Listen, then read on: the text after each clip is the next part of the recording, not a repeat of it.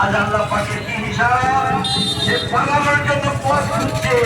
সে বাংলাদেশে পাকিস্তান সনাতন ধর্মীদেরকে সিঁদুর উপরে নিয়েছে। আল্লাহ পাকের কি হিসাব, তারা পদত্যাগ করছে ভারতের সেনাবাহিনীর কাছে, তারা পালানোর পথ খুঁজছে, তাদের অর্থনৈতিক ধস নেমেছে।